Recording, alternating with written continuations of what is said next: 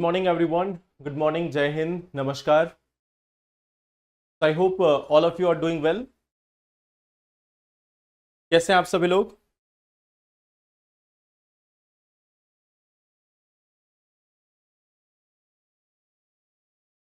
जय Hind, good morning. कैसे हैं आप सभी लोग?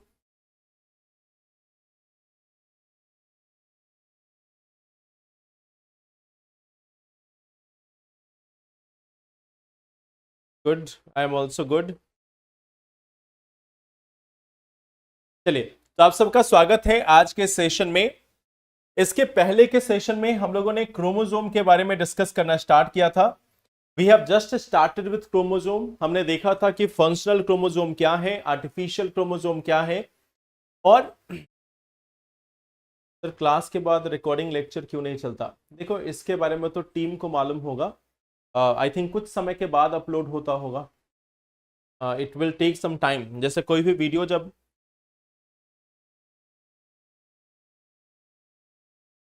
क्लास जब ओवर होती है उसके बाद कुछ समय होता है, उसके बाद भी आई थिंक कोई वीडियो प्ले होती है. बट ये टेक्निकल टीम आपको बता पाएगी, इसके बारे में मुझे जानकारी नहीं होती है. तो देखो, अभी तक जो टॉपिक्स हम लोगों ने डिस्कस किया है, we have discussed about this chromosome.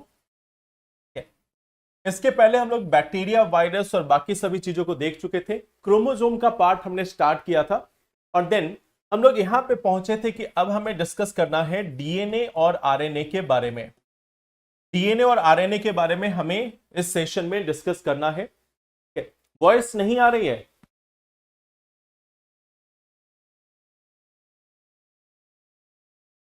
Voice बाकी लोगों को आ रही है? आई थिंक बाकी लोगों को वॉइस जो है वो क्लियरली आ रही होगी.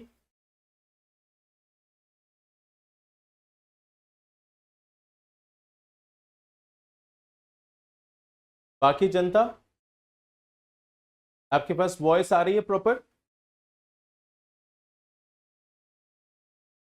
चलिए, तो आई थिंक वॉइस जो है वो प्रॉपर है. एक बार आप अपने साइड से चेक कर लीजिए. तो लेट्स स्टार्ट. डीएनए और आरएनए के बारे में हमें पढ़ना है. देखो, जब भी हम डीएनए और आरएनए के बारे में पढ़ते हैं, तो सबसे पहले एक स्ट्रक्चर का पार्ट है जिसके बारे में हम सभी लोग डिस्कस करते हैं. कि जब भी हम यहां पे डीएनए और आरएनए के बारे में बात करेंगे तो हमारा डीऑक्सी राइबो न्यूक्लिक एसिड है. डीऑक्सी राइबो न्यूक्लिक एसिड और राइबो न्यूक्लिक एसिड. तो यहां पे हम लोग ये देखते हैं कि इसमें हमारे पास एक डबल हेलिकल स्ट्रक्चर है. एक तरफ हमारे पास डबल हेलिकल स्ट्रक्चर है और दूसरी तरफ हमारे पास एक सिंगल हेलिकल स्ट्रक्चर मौजूद होता है. डबल हेलिकल और सिंगल हेलिकल स्ट्रक्चर देखने को मिलती है. तो ये एक पोर्शन है जो हमें देखने को मिलता है. फिर हम यहां पे बात करते हैं सुगर बेस. तो इसका सुगर बेस है, कौन सा बेस है? इसमें एक केमिकल ही है. यहां पे बेस कौन सा है? यहां पे बेस हमें देखने को मिलता है कि deoxy ribose sugar. Deoxy ribose sugar ये इसका बेस है. और वहीं पे इस साइड में जो राइबोज सुगर है वो इसका बेस है. फिर हमें 4 नाइट्रोजनस कंपाउंड देखने को मिलते हैं. 4 ऐसे हमें नाइट्रोजनस कंपाउंड यहां पर देखने को मिलते हैं जो इसमें मौजूद होता है. तो हमें यहां पर देखने को मिलता है कि एडेनिन, थायमीन, साइटोसिन और गुआनिन यह देखने को मिलता है. अगर देखा जाए तो यहां पे भी एडेनिन है, यहां पे भी साइटोसिन है, यहां पे भी गुआनिन है. बस जो थाइमीन है उसकी जगह मौजूद होता है यूरासिल. तो आरएनए और डीएनए में जो संरचना की जो पार्ट है, जो स्ट्रक्चर की जो पार्ट है, उसमें हमें ये डिफरेंस देखने को मिलता है कि एक डबल हेलिकल स्ट्रक्चर है, एक सिंगल हेलिकल स्ट्रक्चर है. एक में डीऑक्सी राइबोज सुगर बेस होता है, एक में सिर्फ राइबोज सुगर बेस होता है. 4 नाइट्रोजनस कंपाउंड होते हैं. एक में हमारे पास एडेनिन, थाइमीन, साइटोसिन और गुआनिन है और दूसरे में हमारे पास बाकी सब सेम है, बस थाइमीन की जगह मौजूद है यूरासिल. तो ये तो एक स्ट्रक्चर की पार्ट हो गई जो हमेशा से हमें देखने को मिलता है। बट अगर हम डीएनए की बात करें तो डीएनए को लेकर आपसे एक क्वेश्चन ये पूछा जाएगा कि भाई इसका लोकेशन कहां पे है। ये जो लोकेशन है डीएनए का, अगर हम किसी भी यूकैरियोटिक कोशिका की बात करते हैं, अगर हम यूकैरियोटिक कोशिका की बात करते हैं तो ये डीएनए कहां पर पाया जाता है। अगर मान लो आपसे ये क्वेश्चन पूछा जाए कि डीएनए यूकैरियोटिक कोशिका में सिर्फ न्यूक्लियस में पाया जाएगा, तो क्या यह सही होगा या गलत। अगर मान लो एक स्टेटमेंट ऐसा दिया हो मिल जाए कि एक यूकैरियोटिक कोशिका में डीएनए सिर्फ न्यूक्लियस में पाया जाएगा, तो क्या यह सही स्टेटमेंट होगा या गलत स्टेटमेंट होगा।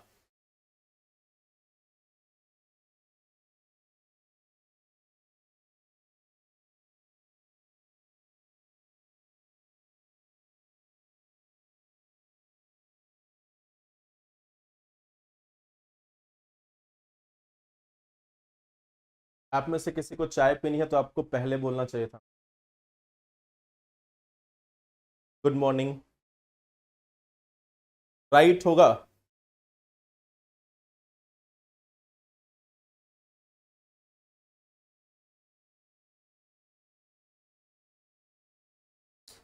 रॉन्ग राइट दोनों चीजें आ रही हैं। देखो, अगर हम लोग यहां पे बात करें तो इसका लोकेशन हमें पता है कि न्यूक्लियस में तो होता ही है, लेकिन न्यूक्लियस के अलावा हमें ये बहुत ट्रेस अमाउंट में माइटोकॉन्ड्रिया में देखने को मिल सकता है, या फिर अगर पौधों की बात की जाए तो प्लास्टिड्स में देखने को मिल सकता है। न्यूक्लियस, माइटोकॉन्ड्रिया या प्लास्टिड्स, इन सभी में देखने को मिल सकता है।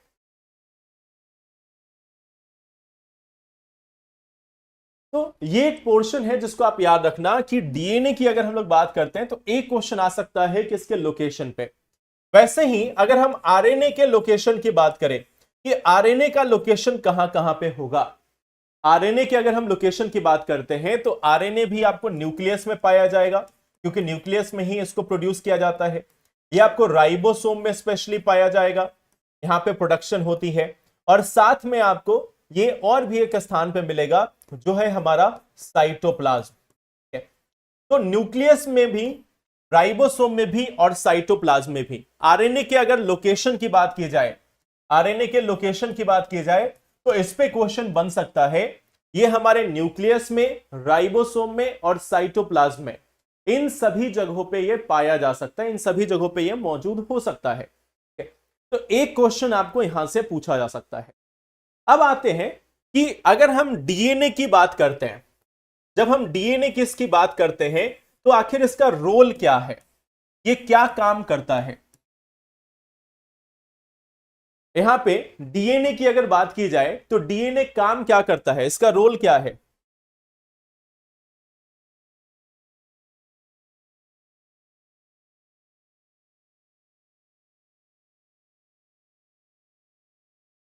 इस डीएनए का रोल क्या है। आई थिंक सभी लोगों ने इसके बारे में पढ़ा होगा कि डीएनए क्या करता है, क्या नहीं करता। तो डीएनए का आखिर रोल है क्या। हमारे सेल में, हमारे कोशिका में जो डीएनए मौजूद है उसका रोल क्या है। ये ब्लूप्रिंट है, बिल्कुल correct, correct, blueprint of life. जो कोशिका की गतिविधियां हैं, जो कोशिकीय गतिविधि है उसको नियंत्रित करता है, यानी ये कंट्रोल करता है, कंट्रोल्स सेलुलर एक्टिविटीज। ये सेलुलर एक्टिविटीज को कंट्रोल करने का काम करता है, ये इसका एक सर्वप्रथम रोल है। हाँ, बिल्कुल करेक्ट आंसर है कि सेल का मस्तिष्क है, ये हमारी कोशिका का एक मस्तिष्क के रूप में काम करता है। साथ में ये जेनेटिक इंस्ट्रक्शन, ये जो जेनेटिक इंस्ट्रक्शन है उसको भी कैरी करता है, जेनेटिक इंस्ट्रक्शन को भी कैरी करता है। कैरी करने का मतलब होता है कि एक जनरेशन से अगले जनरेशन में आनुवांशिक सामग्रियों को बढ़ाना, या आगे भेजना, कि एक जो हमारी जनरेशन है उस जनरेशन से अगले जनरेशन में इन सभी जानकारियों को पहुंचाना, ये भी इसका काम है, ये भी इसका काम है। तो ये हमारे शरीर के स्ट्रक्चर से लेकर, इसकी गतिविधियों से लेकर, इसके जो इंस्ट्रक्शन है उसको आगे की ओर पास करता है। यही है जो इस पूरे मेमोरी को स्टोर करता है। Storage of information, storage of information. कोशिका के साथ पूरे समय में, इसके पूरे जीवन काल में जो भी चीजें हुई हैं उन सूचनाओं को एकत्रित करने का कार्य भी करता है हमारा डीएनए। सूचनाओं को ये एकत्रित करने का भी कार्य करता है। तो कुल मिला के कमांड सेंटर भी है, मेमोरी सेंटर भी है, कंट्रोल सेंटर भी है, कोऑर्डिनेशन सेंटर भी है। ऑल इन ऑल सेल का जो भीष्म पितामह है वो यही है। सेल का जो भीष्म पितामह है वो यही है, सब कुछ यही नियंत्रित करता है।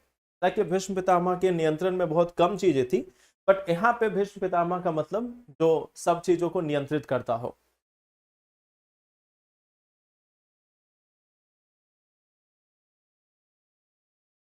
अब देखो, इसके आगे अगर हम लोग आए तो इसका जो भाई है आरएनए, ये आरएनए क्या करता है? आरएनए क्या करता है उसके पहले हमें यह जानना चाहिए कि आरएनए कितने टाइप का होता है। तो आरएनए 3 टाइप का है। एक है मैसेंजर आरएनए, एक है ट्रांसपोर्ट आरएनए, और एक है राइबोसोमल आरएनए। हमारे पास 3 अलग अलग पार्ट हैं। एक है मैसेंजर आरएनए। ये मैसेंजर आरएनए क्या काम करेगा इस पे ध्यान देते हैं। अच्छा, मान लो कहीं पे आपको यह स्टेटमेंट लिखा मिले कि किसी भी कोशिका में प्रोटीन संश्लेषण को, किसी भी कोशिका में प्रोटीन संश्लेषण को डीएनए नियंत्रित करता है। The DNA controls the protein synthesis in a cell. तो क्या यह सही होगा या गलत होगा? DNA controls the cell synthesis in a cell, sorry protein synthesis in a cell. DNA किसी कोशिका में प्रोटीन संश्लेषण को नियंत्रित करता है। क्या यह स्टेटमेंट सही होगा या गलत होगा?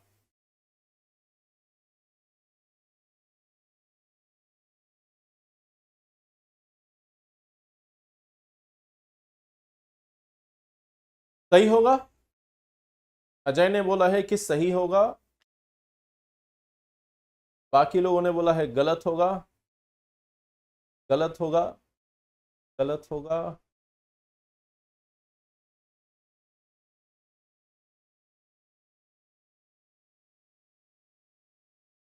चलो मैं एक सिंपल सा एक उदाहरण देता हूं। कोई एक शहर है, इसमें नियम पालन की जिम्मेवारी, यह जिम्मेवारी एसपी की है। ठीक है, कि नियम पालन हो रहा है कि नहीं, ये जान जो जिम्मेवारी है वो एसपी की है। लेकिन अगर मैं बोल दूं कि नहीं ये सरकार की जिम्मेवारी है, अगर मान लो कहीं पे ऐसा लिखा हो कि नियम पालन की जिम्मेवारी किसी विशेष जिले में एसपी की होती है, और दूसरा लाइन लिखा हो कि नहीं नियम जो है पालन की जिम्मेवारी सरकार की होती है, कौन सा सही होगा?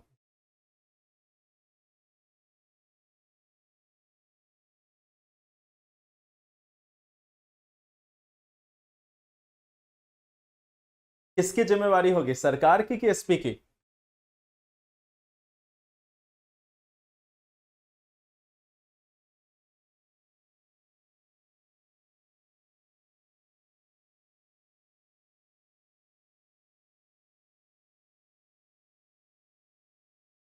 दोनों ही सही होगा ना। सरकार में ही कार्यपालिका आती है। तो अगर किसी सेल में प्रोटीन सिंथेसिस हो रहा है तो प्रोटीन बनाने से लेकर कैसे बनेगा, क्या नहीं बनेगा, क्या होगा क्या नहीं होगा, ये सभी चीजें डीएनए के द्वारा निर्धारित की जाती है। ठीक है? ये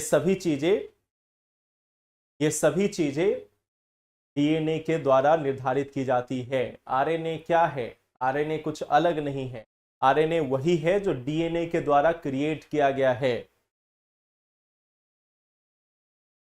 तो आरएनए कुछ अलग नहीं है।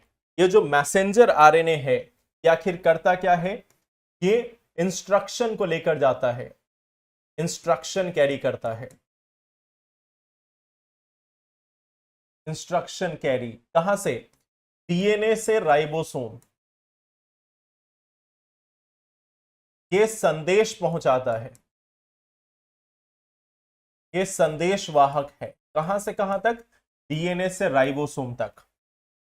ये डीएनए से राइबोसोम तक संदेश को लेकर जाता है कि कौन सा प्रोटीन बनेगा, कितना प्रोटीन बनेगा, किस मात्रा में बनेगा। इन सभी चीजों को नियंत्रित करता है मैसेंजर आरएनए। और मैसेंजर आरएनए आया कहां से? जो डीएनए है उसी से क्रिएट किया गया मैसेंजर आरएनए। जो न्यूक्लियस है हमारा, वहीं पे डीएनए के माध्यम से जो क्रिएट हुआ वो है मैसेंजर आरएनए। तो इसलिए आप इस चीज को याद रखना कि अगर मान लो कहीं ऐसा लिखा हुआ मिल जाए कि डीएनए जो है वो प्रोटीन संश्लेषण के लिए जिम्मेवार होता है, तो आप गलत मत कर देना, अल्टीमेटली डीएनए ही होता है।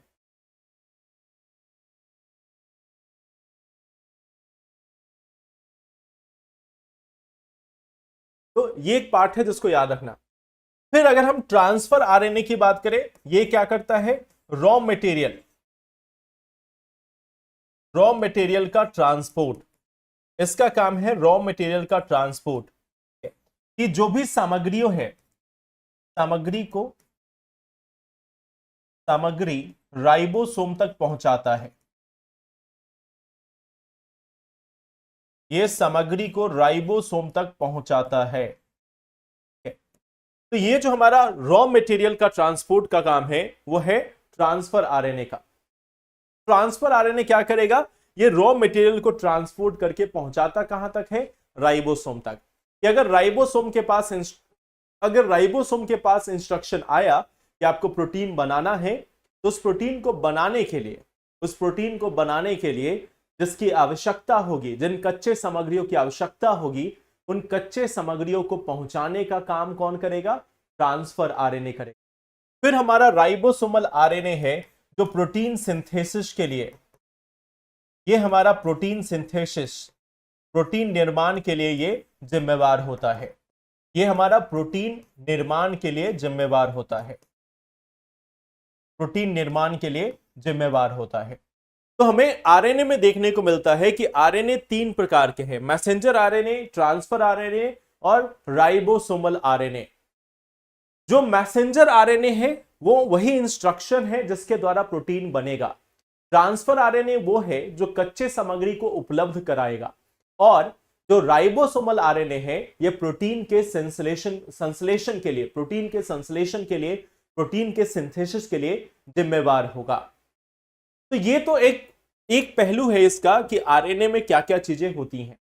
2024 में क्या हुआ कि एक और चीज के लिए अवार्ड दिया गया जिसका नाम है माइक्रो आरएनए। 2024 में नोबेल प्राइज दिया गया था, 2024 में नोबेल प्राइज दिया गया था माइक्रो आरएनए के लिए। तो माइक्रो आरएनए क्या है? ये मैसेंजर आरएनए का हिस्सा है। ये आपको मैसेंजर आरएनए का हिस्सा है। कि मान लो जैसे यहां पे वापस आते हैं कि सपोज करो हमारे पास एक डीएनए है,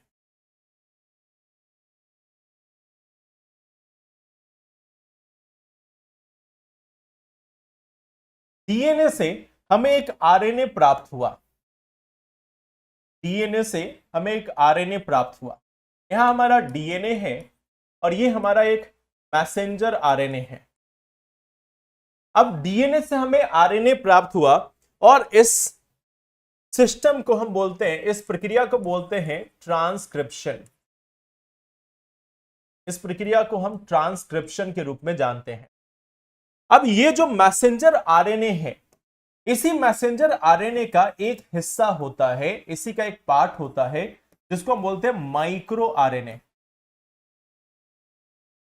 माइक्रो आरएनए ये जो माइक्रो आरएनए है ये ब्रेन ऑफ आरएनए है। ये एक तरीके से आप समझ सकते हो कि ये हमारा ब्रेन ऑफ आरएनए है। ये हमारे आरएनए का, मैसेंजर आरएनए का एक ब्रेन है। और ये क्या करता है, ये जो माइक्रो आरएनए है वह इस बात को निर्धारित करता है कि इस मैसेंजर आरएनए जब प्रोटीन का संश्लेषण कराएगा तो कितनी मात्रा में होगी, कितनी मात्रा में प्रोटीन बनेगा, कब ये बनना स्टार्ट होगा और कब ये प्रोसेस रुकेगा। यानी कि यहां से अगला प्रोसेस जो है वो है प्रोटीन का सिंथेसिस। जैसे मान लो मैंने एक प्रोटीन बनाया, लेट्स से ये हमारा एक प्रोटीन है और ये जो प्रोसेस है प्रोटीन बनाने का इसको बोलते हैं ट्रांसलेशन, इसको बोलते हैं ट्रांसलेशन। तो हमारा जो माइक्रो आरएनए है, हमारा यहां पे जो मौजूद माइक्रो आरएनए है वह इस प्रक्रिया को, ये जो प्रक्रिया है इसको नियंत्रित करता है। इस प्रक्रिया को नियंत्रित करता है, यानी कि यह कंट्रोल्स द ट्रांसलेशन प्रोसेस। जो ट्रांसलेशन की जो प्रक्रिया है, ट्रांसलेशन की जो प्रक्रिया है उसी को कंट्रोल करने का काम करता है हमारा माइक्रो आरएनए।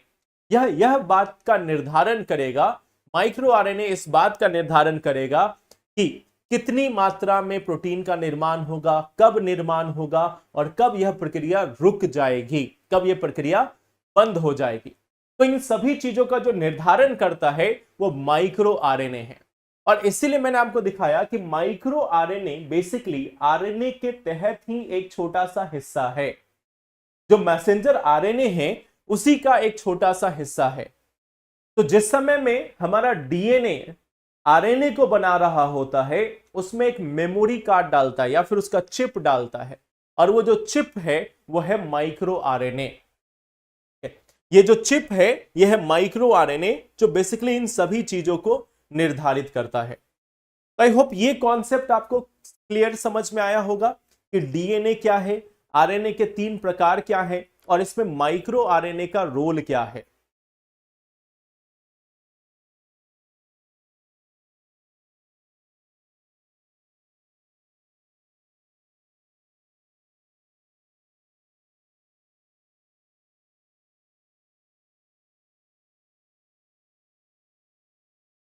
आई होप ये प्रक्रिया आपको समझ में आई होगी। गुड, चलिए, तो ये तो एक बेसिक पार्ट हो गया यहां पे डीएनए और आरएनए को लेकर। आरएनए और डीएनए में हमने एक बेसिक पार्ट जो है उसको देखा। अब यहां पे आगे बढ़ने से पहले एक और चीज है जिसको हम लोग यहां पर देखना चाहेंगे। ठीक है, जैसे जब हम डीएनए की बात करते हैं, जब हम डीएनए की बात करते हैं तो डीएनए का एक क्लासिफिकेशन किया जाता है। एक को बोलते हैं coding DNA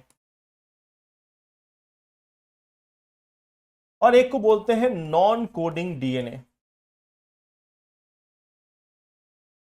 non coding DNA, ये जो टर्म है कोडिंग डीएनए और नॉन कोडिंग डीएनए, इन दोनों में क्या अंतर है? कोडिंग डीएनए और नॉन कोडिंग डीएनए, इसमें आखिर अंतर क्या है?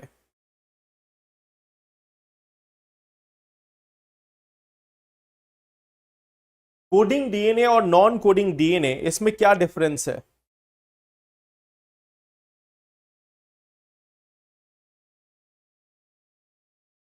आ रही है वॉइस? अनम्यूट करो सब।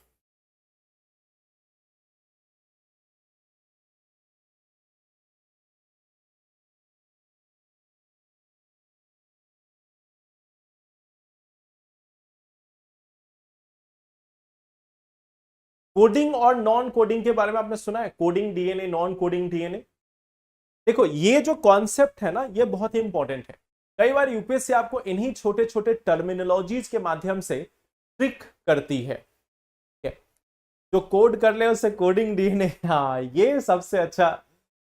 और कोड किस चीज का करेगी? कौन सा कंप्यूटर एप्लीकेशन है जिसका कोड बना रही है? जावा, पाइथन,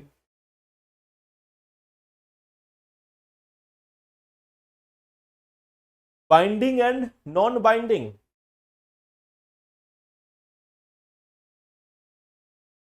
क्या?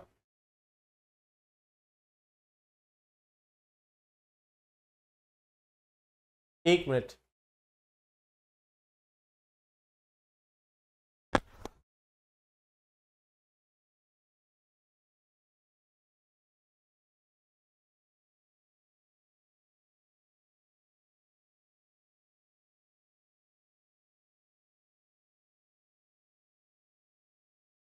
काउंटिंग करके कोड के रूप में संबंधित करता है।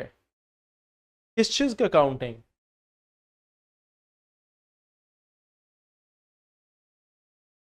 हाँ, प्रोटीन बनाने के लिए इंस्ट्रक्शन देता है उसको कोडिंग। बिल्कुल, जीन एक्सप्रेशन वाला भी पार्ट करेक्ट है। देखो, जो डीएनए जो डीएनए प्रोटीन बना सकता है,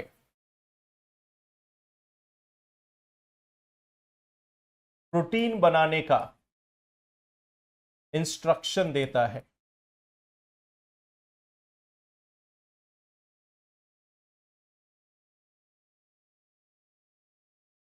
जो हमारे पास प्रोटीन बनाने का इंस्ट्रक्शन देता है, जो सूचना देता है, उससे हम बोलते हैं कोडिंग। मतलब जैसे हमारे शरीर में जो डीएनए मौजूद है, जो हमारे शरीर में डीएनए मौजूद है, उसमें से वह हिस्सा जो किसी प्रोटीन को बनाने के लिए जिम्मेवार है, उसको बोलते हैं कोडिंग डीएनए। और जो प्रोटीन बनाने के लिए जिम्मेवार नहीं है, उसको बोलते हैं नॉन कोडिंग डीएनए। ठीक है, ये इसका कोई भी नो रिलेशन टू प्रोटीन, इसका कोई भी प्रोटीन से लेना देना नहीं है, इसका प्रोटीन से कोई रिश्ता नहीं है, इसका प्रोटीन से कोई भी लेना देना नहीं है। तो जो नॉन कोडिंग डीएनए है, जो नॉन कोडिंग डीएनए है, उसका मतलब एक ऐसा डीएनए जिसका प्रोटीन से कोई लेना देना है ही नहीं। ठीक है, ये प्रोटीन ना तो बनाता है, ना ही प्रोटीन के लिए कोई इंस्ट्रक्शन देता है। अब ये जो है वो 1 से 2% होता है, 1 से 2% है। और बाकी 98 से 99% हमारे शरीर का डीएनए जो है वो नॉन कोडिंग डीएनए होता है। तो कोडिंग डीएनए वो है जो प्रोटीन संश्लेषण के लिए जिम्मेवार है। ठीक है, जैसे मान लो हमारे शरीर में अगर इंसुलिन का उत्पादन होता है, या हेमोग्लोबिन का उत्पादन होता है, या ऐसे किसी भी प्रोटीन का निर्माण होता है, वो कोडिंग डीएनए के द्वारा किया जाता है। जो भी हमारे शरीर में जीन एक्सप्रेस होता है, वो कोडिंग डीएनए के द्वारा होता है। और बाकी जो पार्ट है वो बेसिकली हमारे बॉडी के स्ट्रक्चर में, रेगुलेशन में, इत्यादि चीजों में मदद करता है। ठीक है, तो नॉन कोडिंग डीएनए आपको ये स्ट्रक्चर को नियंत्रित करता है। ठीक है, इसके अलावा आप देखोगे कि ये जो है वो हमारे शरीर में रेगुलेशन का काम करता है, विनियमन का काम करता है। तो ये इन सभी चीजों के लिए जिम्मेवार है, यानी कि संरचना, विनियमन, इन सभी के लिए जो जिम्मेवार है वो है नॉन कोडिंग डीएनए। तो हमारे शरीर में 2 प्रकार के डीएनए हैं, कोडिंग डीएनए और नॉन कोडिंग डीएनए। अब देखो, ये जो कॉन्सेप्ट है ना, उसको याद रखना, क्योंकि आगे जब हम लोग कुछ टॉपिक्स पढ़ेंगे तो वहां पे कोडिंग और नॉन कोडिंग डीएनए रिपीट होगा। याद रखना, कोडिंग वो होता है जो हमारा डीएनए से प्रोटीन बना सकता है, उसको कोडिंग कहते हैं। जो नहीं बना सकता है उसको नॉन कोडिंग डीएनए के रूप में जाना जाता है। तो ये कॉन्सेप्ट है डीएनए से संबंधित, जिसको आपको याद रखना है। अब मैंने आपको एक चीज बोला था कि जब हम लोग पढ़ रहे हैं क्रोमोसोम के बारे में, क्रोमोसोम में हमने एक कॉन्सेप्ट पढ़ा था, जिसका नाम था सेंट्रोमियर। और इस सेंट्रोमियर में भी हमारे पास डीएनए मौजूद होता है, लेकिन इस डीएनए को हमने एक नया नाम दिया था, सैटेलाइट डीएनए। यहां पर एक डीएनए मौजूद होता है जिसका नाम है सैटेलाइट डीएनए। यहां पर सेंट्रोमियर मौजूद है, और सेंट्रोमियर में जो हमारा डीएनए पाया जाता है उसको हम लोग बोलते हैं सैटेलाइट डीएनए। इस सैटेलाइट डीएनए के बारे में इस सैटेलाइट डीएनए के बारे में हम लोगों ने तब भी देखा था कि यहां पे कुछ मौजूद होता है, और उसके बारे में मैंने आपको बताया था कि देखो ये आगे हमारा एक बहुत ही इंपॉर्टेंट रोल प्ले करने वाला। अब यहां पर ध्यान देना, अब मान लो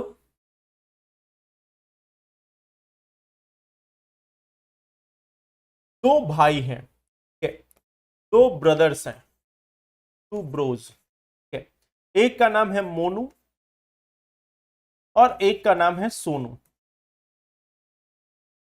एक का नाम है मोनू और एक का नाम है सोनू, और एक का नाम है कोई और नाम, इससे मैचिंग नहीं है, मोनू सोनू गोलू रख लेते हैं। इनका दोस्त है, वो इनका फ्रेंड है।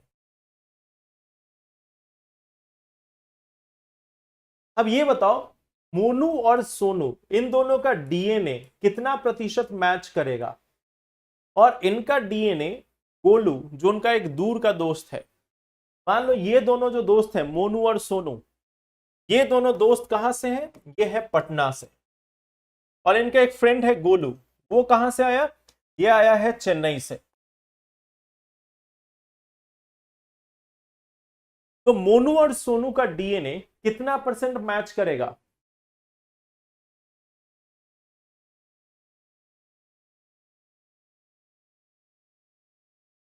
सोनू, सोनू नहीं रख सकते, कितना परसेंट मैच करेगा, मोनू और सोनू का डीएनए कितना परसेंट मैच करेगा, क्वेश्चन नंबर ए का आप ऑप्शन बताओ, और क्वेश्चन नंबर बी है कि मोनू सोनू और गोलू का कितना परसेंट मैच करेगा।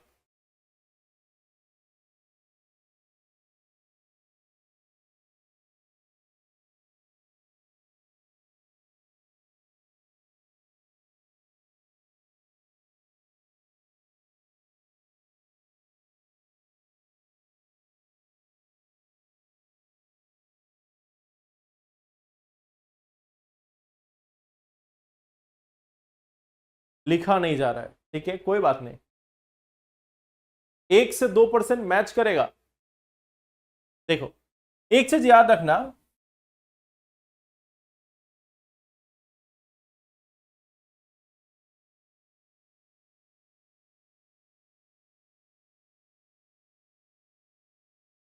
आप किसी भी दो ह्यूमन को लेकर आओ, ठीक है, आप किसी भी दो ह्यूमन को लेकर आओ कहीं से, एक को अफ्रीका से उठा लो, दूसरे को उठा लो ऑस्ट्रेलिया से, एक को आप अफ्रीका से उठाओ, दूसरे को ऑस्ट्रेलिया से उठाओ, और दोनों का डीएनए मैच करो, दोनों का डीएनए 99.5% से लेकर 99.9% तक सेम होगा, ठीक है, 99.5 से लेकर 99.9% सेम होता है दो व्यक्ति का डीएनए।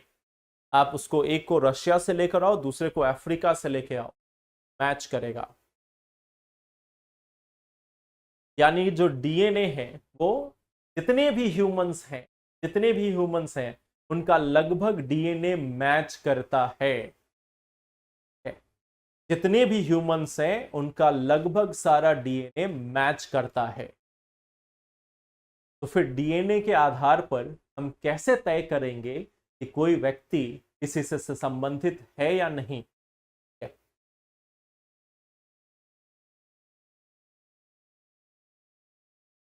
99.99% को मैं हिंदी में क्या लिखूं, जानवरों से इतना मैच नहीं करेगा, ह्यूमंस की बात कर रहा हूं मैं, ह्यूमंस की प्रजाति की बात करें तो यूएस से लेकर कहीं भी हमेशा डीएनए मैच करता है। यानी सिंपल सा है कि हम सभी जो भी ह्यूमन है, जो भी इंसान है, उसमें क्यों मैच हो रहा है, क्योंकि ये सभी एक ही प्रजाति हैं, हम सभी एक ही प्रजाति से बिलोंग करते हैं। आपको देखने में लगता होगा कि आप अलग अलग हो, ठीक है, आपको देखने में ये लगता होगा कि आप अलग अलग हो, लेकिन आप हो एक ही। 99.5% से लेकर 99.9% आपका डीएनए हर दूसरे व्यक्ति के साथ मैच करता है, और फिर भी कुछ लोग बोल रहे हैं कि हमारा वाइब मैच नहीं हो रहा है, दूसरे के साथ हमारा वाइब जो है वो मैच नहीं होता। अरे आपका डीएनए मैच कर रहा है, और क्या मैच कराना है आपको? 99.5% से लेके 99.9% आपका डीएनए मैच कर रहा है, और आपका वाइब कैसे नहीं मैच हो रहा है? तो पहली चीज तो ये है, ठीक है। इसलिए यहां पर आपको हर जगह ये डीएनए में मैचिंग दिखे। बट अब हम अंतर कैसे करेंगे? ये जो 0.1 का आपको डिफरेंस दिख रहा है ना, ये जो 0.1 का डिफरेंस है, ये जो 0.1 से लेकर 0.5 का जो डिफरेंस है, यही डिफरेंस क्रिएट करता है। ये जो 0.1 से लेकर 0.5 है, यही डिफरेंस क्रिएट करता है। और ये आता कहां से है? ये आता है सैटेलाइट डी से। ये आपको आएगा सैटेलाइट डीएनए के अंतर्गत है। तो इस चीज को याद रखना, ये जो 0.1 से 0.5% है, ये आपका सैटेलाइट डीएनए है, जो आपके शरीर में, जो आपको एक व्यक्ति से दूसरे व्यक्ति में विन करता है, उसमें डिफरेंस आता है। तो अब ये सैटेलाइट डीएनए, ये जो सैटेलाइट डीएनए है, ये जो सैटेलाइट डीएनए है जो आपके क्रोमोसोम के बीच में पाया जाता है, क्रोमोसोम के बीच में सैटेलाइट डीएनए पाया जाता है, ये जो डीएनए है यही आपके बीच का अंतर है। इसी के बीच में सारे अंतर हैं, सभी डिफरेंसेस हैं। तो अब ये जो सैटेलाइट डीएनए है, इस सैटेलाइट डीएनए को भी अलग अलग कैटेगरी में क्लासिफाई किया गया है। इसको, इस सैटेलाइट डीएनए को, ये जो सैटेलाइट डीएनए है, इसी को हम अलग अलग कैटेगरी में डिवाइड करते हैं। इस सैटेलाइट डीएनए को अगर आप देखोगे तो यहां पे सैटेलाइट डीएनए को अलग अलग हिस्सों में इसको डिवाइड किया जाता है। इसमें एक हमारा होता है मिनी सैटेलाइट, इसके बाद एक हमें देखने को मिलता है माइक्रो सैटेलाइट, और फिर हमें देखने को मिलता है मैक्रो सैटेलाइट। तो यहां पे हमें मिनी, माइक्रो, मिनी और मैक्रो सैटेलाइट,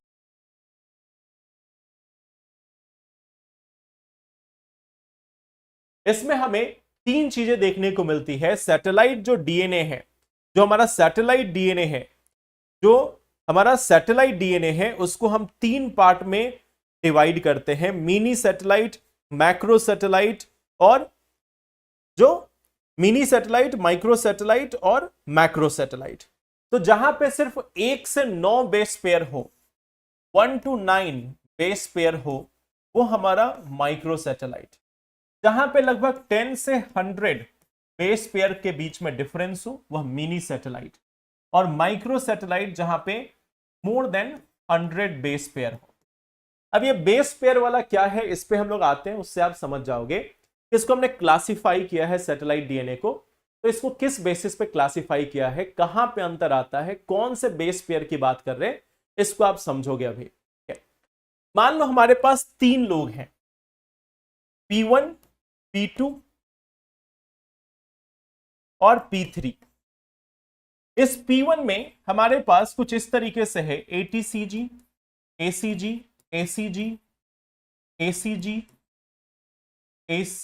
ATCG।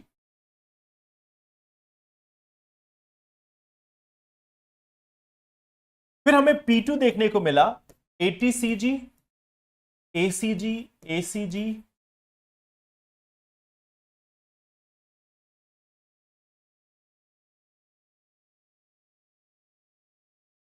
और फिर हमें देखने को मिला कि हमारे पास 2 व्यक्ति हैं,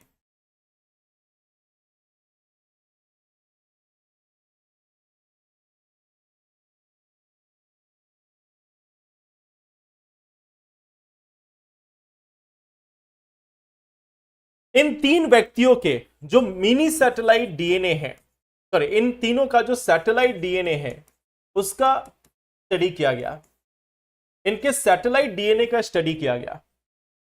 और फिर यहां पर देखा गया कि इसके एसीजी के यहां पे 3 पेयर थे, इस व्यक्ति में एसीजी के 4 पेयर हैं और इस व्यक्ति में एसीजी के 5 पेयर है। ये जो 3, 4 और 5 है, ये तीनों व्यक्ति एक ही फैमिली से बिलोंग करते हैं। ये तीनों लोग एक ही फैमिली से बिलोंग करते हैं और फिर भी उनके बीच में ये अंतर दिखेगा कि अगर किसी में 3 पेयर है, किसी में 4 पेयर हो सकता है, किसी में 5 पेयर हो सकता है, किसी में 6 हो सकता है, किसी में 7 हो सकता है, किसी में 9 हो सकता है। तो जब हम इस बेस पेयर की बात करते हैं कि जहां पे हम ये कॉमन देखने को मिल रहा है कि 3 रिपीटिंग सीक्वेंस है, ये जो 3 रिपीटिंग सीक्वेंस है इसको कहा जाता है एसटीआर, शॉर्ट टैंडम रिपीट। इसका नाम है शॉर्ट टैंडम रिपीट। तो ये जो एसीजी का 3 पेयर बना, एक व्यक्ति में 3 पेयर था, एक में 4 पेयर था, एक में 5 पेयर था। जब हम इसकी स्टडी करेंगे तब हमें मालूम चलेगा कि तीनों व्यक्तियों का डीएनए में यही डिफरेंस है, बाकी पूरे डीएनए में कोई डिफरेंस है ही नहीं। कि अगर हमें 3 व्यक्तियों के बीच में अंतर लाना है तो हमें उनका सैटेलाइट डीएनए देखना है और सैटेलाइट डीएनए में हम ये ऑब्जर्व करने की कोशिश करते हैं कि उनके जो रिपीटिंग सीक्वेंसेज हैं उसका नंबर कितना है। ये जो रिपीटिंग सीक्वेंसेज है इसका नंबर क्या है। एक व्यक्ति में 3 बार रिपीट देखा गया, एक में 4 बार देखा गया, एक में 5 बार देखा गया। तो बस इसी के बेसिस पे उनकी आइडेंटिटी तय होगी कि ये P1 का डीएनए है या P2 का डीएनए है या P3 का डीएनए है। तो ये एक पार्ट है कि हमें नहीं, एटीसीजी नहीं, एसीजी, इसमें एटीसीजी नहीं, एसीजी ही मैं बोल रहा हूं। एटीसीजी तो कॉमन बेस पेयर है, ये वो पार्ट है जो थोड़ा डिफरेंट हो सकता है। ये डिफरेंट पार्ट है, इसमें एसीजी हो सकता है या सीटीजी हो सकता है या जीटीए हो सकता है, कुछ भी इसमें सीक्वेंस हो सकता है। तो जरूरी नहीं कि हमेशा एक ही सीक्वेंस में रहे या एटीसीजी के पेयर में ही रहे, अलग अलग सीक्वेंस में हमें देखने को मिल सकता है। कि मान लो एक बिल्कुल ही अलग व्यक्ति है, एक बिल्कुल ही अलग व्यक्ति है P4, उसमें हमें क्या देखने को मिला, एटीसीजी, एटीसीजी, जीटीए, जीटीए, जीटीए और एटीसीजी। तो ये जो सीक्वेंस है ये हमें इस व्यक्ति में देखने को मिला कि ये बिल्कुल ही अलग सीक्वेंस है, ये पूरा इस फैमिली से ही अलग है, ये व्यक्ति इस फैमिली से कनेक्टेड ही नहीं है। अगर तीनों में सेम पेयर है, तीनों में सेम प्रकार का है, तब देखा जाएगा कि व्यक्ति इसी परिवार से संबंधित है और फिर भी उनकी अलग अलग आइडेंटिटी है, फिर भी उन व्यक्तियों की अलग अलग आइडेंटिटी है। तो हमें यह देखने को मिलता है कि P1, P2 और P3 ये तीनों व्यक्तियों में हमें अलग अलग रिपीटिंग सीक्वेंसेस देखने को मिलते हैं। एक ही फैमिली से हैं, बट किसी में 3 बार एसटीआर देखने को मिला, ठीक है, किसी में 4 देखने को मिला, किसी में 5 देखने को मिला। और इसी के बेसिस पे हम करते हैं डीएनए फिंगरप्रिंटिंग। इसी को कहा जाता है डीएनए फिंगरप्रिंटिंग। डीएनए फिंगरप्रिंटिंग जिसके हिसाब से यह तय किया जाएगा कि कोई भी डीएनए सैंपल किस व्यक्ति को बिलोंग करता है। अब आप समझो कि जो डीएनए फॉरेंसिक एनालिसिस की जाती है वह कितना कठिन कार्य है, क्योंकि डीएनए ऐसा नहीं कि डीएनए मैच नहीं कर रहा है, 99.9% डीएनए मैच करता है और उस 0.1% में आपको डिफरेंस फाइंड आउट करना है कि जो शॉर्ट रिपीटिंग सीक्वेंसेज हैं, जो शॉर्ट टैंडम रिपीट्स हैं, वह किसमें अलग है, किसमें सेम है। और इसी के बेसिस पे हम तय करते हैं कि किसी व्यक्ति का पहचान कैसे होगा। कि मान लो क्राइम सीन से हमें कोई एविडेंस मिला, कोई एक क्राइम सीन है, उसमें एक ही परिवार के तीनों लोगों पर एक शक है कि ये तीनों लोग क्रिमिनल हो सकते हैं, इस तीनों में से किसी व्यक्ति ने वो क्राइम किया हो सकता है। तो कैसे मालूम करेंगे, यहां पे डीएनए फिंगरप्रिंटिंग का इस्तेमाल किया जाएगा। और डीएनए फिंगरप्रिंटिंग में हम यही देखते हैं कि सैटेलाइट डीएनए में जो शॉर्ट टैंडम रिपीट है उसके कितने सीक्वेंसेज हैं, 3, 4, 5, और फिर हम मैच कराते हैं उस व्यक्ति से कि किससे ये मैच कर रहा है। कि हमने एक सैंपल लिया, एक हमें सैंपल मिला, एक एविडेंस मिला, एक हमें सैंपल एविडेंस मिला, एक हमें कोई ऐसा एक प्रूफ मिला, कोई भी ऐसा हमें एक साक्ष्य मिला, उस डीएनए साक्ष्य, उस साक्ष्य से, जैसे मान लो किसी का एक हेयर मिल गया, एक छोटा सा बाल मिल गया, ठीक है, उस बाल के डीएनए का एनालिसिस होगा, बाल की खाल निकाली जाएगी, तो फिर वहां पे उसका डीएनए सीक्वेंस तैयार होगा, और उसका जब डीएनए सीक्वेंस तैयार होगा तो इन तीनों से मैच करके देखा जाएगा कि किससे मैच कर रहा है। जिससे मैच कर रहा होगा वही व्यक्ति वहां पर दोषी माना जाएगा। तो मिनी सैटेलाइट, जब हम जब हम बात करते हैं माइक्रो सैटेलाइट डीएनए की, तब हम इसका इस्तेमाल करते हैं कि इंडिविजुअल व्यक्तियों की अगर हमें पहचान करनी है तब हम यहां पर इस्तेमाल करते हैं। आई होप पहले सैटेलाइट डीएनए का काम क्या है यह आपको क्लियर होगा कि आखिर सैटेलाइट डीएनए का हम क्या काम करते हैं।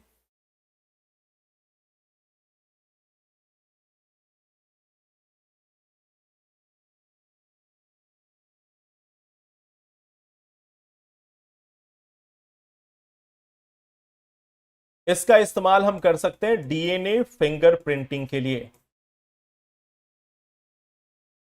बाकी ये जो दोनों हैं वो लार्ज पेयर हैं, ये जो दोनों हैं वो लार्ज पेयर हैं, इसका हम इस्तेमाल कर सकते हैं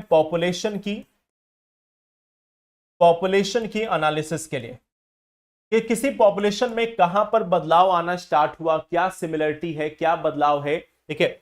अगर हम इसका विश्लेषण करना हो, जब हमें जनसंख्या का विश्लेषण करना हो, तब हम अधिक बेस पेयर को जनरली काउंट करते हैं। या स्पीसीज का रिलेशन देखना हो, स्पीसीज रिलेशन, जब हमें प्रजातियों से, जब हमें अलग अलग प्रजातियों से अंतर स्पष्ट करना हो, ठीक है, प्रजातियों में अगर हमें विश्लेषण करना हो, अगर हमें प्रजातियों में विश्लेषण करना हो, तब हम मिनी या मैक्रो सैटेलाइट डीएनए का इस्तेमाल करते हैं। तो ये चीज याद रखना, जो क्लोजली रिलेटेड स्पीसीज हैं, जो हमसे बिल्कुल, जैसे मान लो चिंपैंजीज वगैरह हैं, उसमें अगर हमें एनालाइज करना हो कि किस मौके पर हम इनसे अलग हुए, कब अलग हुए, कहां से बदलाव आया, तो उस बदलाव को मापने में ये सैटेलाइट डीएनए हमारी मदद करता है। तो सैटेलाइट डीएनए वो है जिससे हम डीएनए फिंगरप्रिंटिंग भी कर सकते हैं जब हम शॉर्ट सीक्वेंसेस की बात करते हैं, और वहीं पे हम यहां पर स्पीसीज के बीच का रिलेशन या जनसंख्या के बीच का रिलेशन भी फाइंड आउट कर सकते हैं। तो ये एक पार्ट है कि सैटेलाइट डीएनए क्या होता है और इसका प्रयोग क्या है। बेसिकली ये सैटेलाइट डीएनए ही है जो हमारे लिए अंतर स्पष्ट करता है। तो ये एक पार्ट है जिसको आपको यहां पर याद रखना है कि आखिर ये सैटेलाइट डीएनए है क्या। तो एक तो ये हो गया satellite DNA, mini satellite DNA. अब आते हैं इसके आगे, एक और डीएनए है, ठीक है। अब डीएनए तो नहीं, बट उसको हम लोग बोलते हैं, हाँ, पैटर्निटी में भी इसका इस्तेमाल करते हैं, पैटर्निटी को डिटरमाइन करने के लिए भी इसी का इस्तेमाल किया जाएगा। अच्छा, इसका एक एक्सेप्शन है, एक अपवाद है। अपवाद यह है कि अगर कोई जुड़वा हो तब आप इसका इस्तेमाल नहीं कर सकते।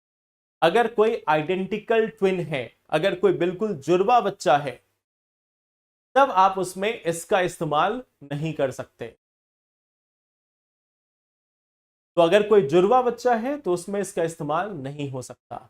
ये इसमें एक डिफरेंस है, यहां पे एक अपवाद है कि तब आपके पास कोई स्कोप नहीं, वहां पे फिर पुलिस को दूसरा ऑप्शन यूज करना पड़ता है जिससे आप वाकिफ हो कि उसके अलावा दूसरा ऑप्शन क्या हो सकता है। कि मान लो अब डीएनए टेस्ट से नहीं मालूम चला कि कौन अपराधी है, तो कैसे मालूम चलेगा। अगर कोई जुड़वा बच्चा है तो उसमें सेम रिपीटिंग सीक्वेंस होगा, उसमें डीएनए में कोई अंतर नहीं होगा। अगर कोई जुड़वा बच्चा है तो उसके डीएनए सीक्वेंस में कोई अंतर नहीं होगा, सेम सीक्वेंस होगा। अब हमारे पास इसी से रिलेटेड एक कॉन्सेप्ट है जिसको नाम दिया जाता है जंपिंग जीन का, या इसी को हम बोलते हैं, अच्छा जंपिंग जीन पे बाद में आएंगे, पहले इन्वायरमेंटल डीएनए। एक टर्म है जिसका नाम है इन्वायरमेंटल डीएनए।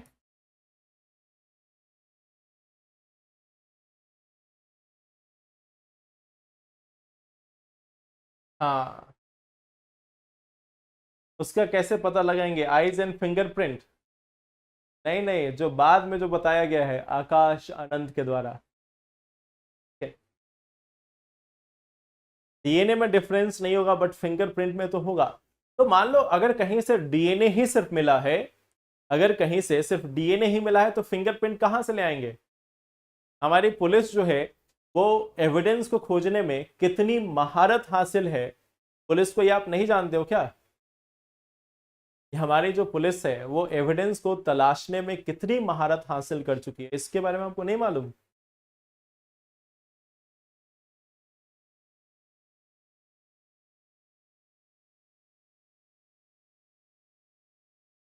पर्यावरणीय डीएनए।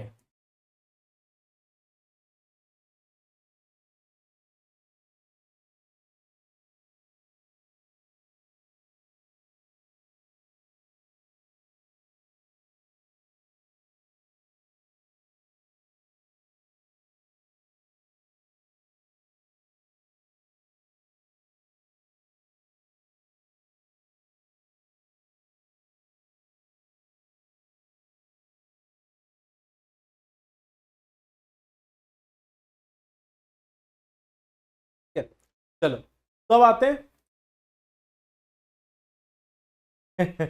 बोल करके तुमने मर्डर किया, कैसे नहीं देगा अपना फिंगरप्रिंट? सही बात है।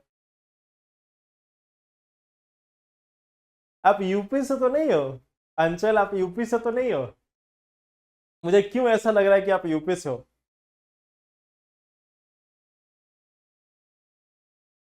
चलो, अगर हमें इन्वायरमेंटल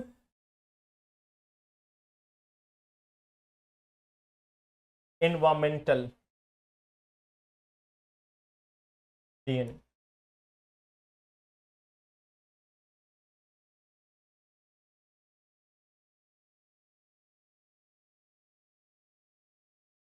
और नहीं देगा तो वैसे भी पकड़ा जाएगा, ऐसा नहीं होता है। यूपी से ही है, पर मुझे पता ही था ये टैलेंट यूपी में ही है।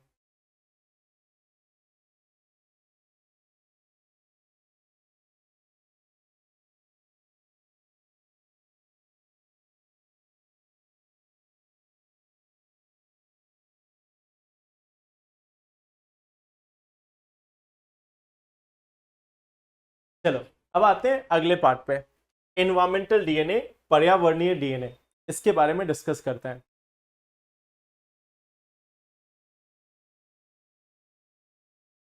देखो, जो हमारा डीएनए पर्यावरण में मौजूद है उसको इन्वायरमेंटल डीएनए कहते हैं, एज सिंपल एज दैट। तो डीएनए फाउंड इन एनवायरमेंट, पर्यावरण में मौजूद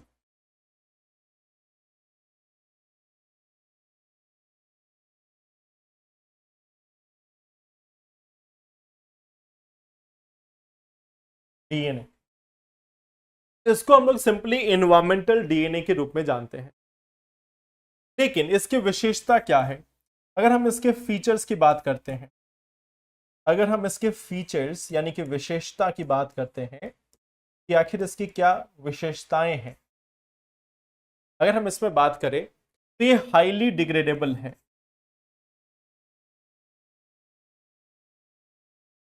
ये हाईली डिग्रेडेबल है, यानी ये अतिशीघ्र नष्ट हो जाता है।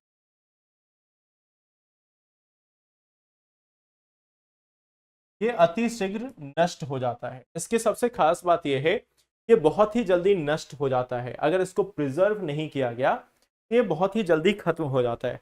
जैसे मान लो आपने सुना होगा कि जब भी कोई क्राइम होता है, किसी मान लो किसी भी ओपन प्लेस पे अगर कोई क्राइम हुआ तो फॉरेंसिक टीम को जल्दी से जल्दी वहां से एविडेंस को कलेक्ट करना होता है। और इसका रीजन क्या है कि अगर आपने समय रहते डीएनए को कलेक्ट नहीं किया, डीएनए को संरक्षित नहीं किया, तो वो फिर खराब हो जाती है, फिर आप उसका कोई इस्तेमाल नहीं कर सकते। तो फॉरेंसिक टीम को वहां पर समय पे पहुंचने की आवश्यकता होती है। अगर फॉरेंसिक टीम समय पे ना पहुंचे, बाद में पहुंचे, तो वहां से जो उनको डीएनए मिलेगा वो एक रिलायबल सोर्स ऑफ इंफॉर्मेशन नहीं रहेगा। वो एक रिलायबल सोर्स ऑफ इंफॉर्मेशन नहीं रहता है, वो एक कोई ऐसा सोर्स नहीं हो सकता जिसपे अधिक विश्वास किया जा सकता हो। उसको हम बोलते हैं इन्वायरमेंटल डीएनए। अब मान लो इसका सामान्य तौर पर उपयोग क्या है। इसके अगर हम उपयोग की बात करें, अगर हम इसके एप्लीकेशन की बात करें कि भाई कहां पे हम इसका इस्तेमाल कर सकते हैं, तो मान लो अगर हमें किसी भी स्थान की बायोडायवर्सिटी को ज्ञात करना हो, अगर हमें बायोडायवर्सिटी की इंफॉर्मेशन चाहिए हो, कि अगर मान लो हमें किसी भी क्षेत्र में जो जैव विविधता है उसको ज्ञात करना हो,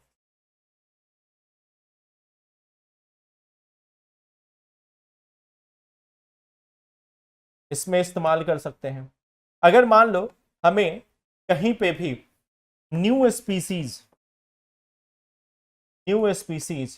डिस्कवरी, कोई अगर हमें नए स्पीसीज को डिस्कवर करना है तो इसके लिए भी ये उपयोगी हो सकता है। कि मान लो स्पीसीज नहीं दिख रहा है बट उसका डीएनए दिख रहा है, तो हम वहां पे और ध्यान देंगे कि भाई जब ये स्पीसीज आएगा तब भी हम उसको डिस्कवर करें। तो नए प्रजातियों की खोज में भी इसका कार्य हो सकता है। अगर हमें नए प्रजातियों की खोज करनी है, नए प्रजाति की खोज, तो इसमें भी इसका एक अपना रोल हो सकता है। नए प्रजाति की खोज में भी इसका रोल हो सकता है। तो ये सभी एक पार्ट है जो हमें यहां पर देखने को मिलता है कि आखिर इसका क्या इस्तेमाल किया जा सकता है। अब इसके बाद एक और छोटा सा टर्म है जंपिंग जीन। जंपिंग जीन या transposable elements. Transposable elements, jumping gene या ट्रांसपोजेबल एलिमेंट्स कितने टाइम पीरियड के बाद नष्ट हो जाएगा? देखो ये डिपेंड करता है ना, टेम्परेचर कैसा है, ह्यूमिडिटी कैसा है, बाकी ऑर्गेनिज्म का प्रभाव क्या है, डीकंपोजर्स है या नहीं है, इन सभी चीजों पे डिपेंड करता है। जनरली 6 से 7 दिनों के अंदर में ही ये खत्म हो जाता है, नष्ट हो जाता है। तो 6 to 7 डेज से ज्यादा नहीं चलता। इनफैक्ट विद इन 24 आवर्स इसका डिग्रेडेशन स्टार्ट हो जाता है और 2 से 3 दिन के बाद इसको एक क्वालिटी सोर्स नहीं माना जा सकता। आएंगे, जेल इलेक्ट्रोफोरेसिस पर आएंगे, अभी वहां हमें पहुंचने में समय लगेगा। वेट, ठीक है, थोड़ा पहले बैकग्राउंड भी तो देख ले। एक टॉपिक है जेल इलेक्ट्रोफोरेसिस जो एनसीईआरटी में मेंशन है, और ये एक टॉपिक है जो आपको अक्सर मॉक टेस्ट में काफी ज्यादा देखने को मिलता है। मॉक टेस्ट में ये क्वेश्चन आता है कि what is gel electrophoresis in context of biotechnology, और इस पे अधिकतर लोग कंफ्यूज होते हैं क्योंकि ज्यादातर बायोटेक के क्लासेस में आप इसके बारे में नहीं पढ़ते, और ज्यादातर आप इसको बायोटेक की क्लास में नहीं पढ़ते, तो फिर लगता है कि हाँ ये टॉपिक कहाँ से आ गया, ये तो मॉक टेस्ट में था, सर ने नहीं। बट डोंट वरी, वो टॉपिक को भी हम लोग कवर करेंगे, अभी आगे है वो। तो हमारे पास एक टॉपिक है जंपिंग जीन, ट्रांसपोजेबल एलिमेंट्स। अगर हम ट्रांसपोजेबल एलिमेंट्स की बात करें, ट्रांसपोजेबल एलिमेंट्स में हमें इसका नाम देखो, इसका नाम क्या है? जंपिंग जीन, यानी कि ऐसा जीन जो जंप करता रहता है।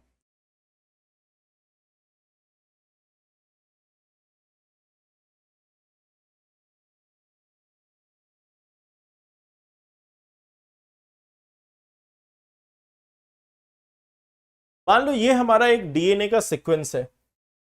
अगर आप देखोगे जो डीएनए है वो अपना रेप्लिकेट करता है। डीएनए जो है वो खुद को रेप्लिकेट करता है। रेप्लिकेशन का मतलब होता है अपनी प्रतिलिपि तैयार करना। ये अपनी प्रतिलिपि तैयार करता है, ये अपनी प्रतिलिपि को तैयार करता है।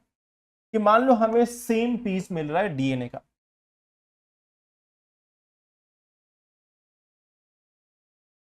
हमें एक ऐसा ही पीस जो है वो डीएनए का मिल रहा है।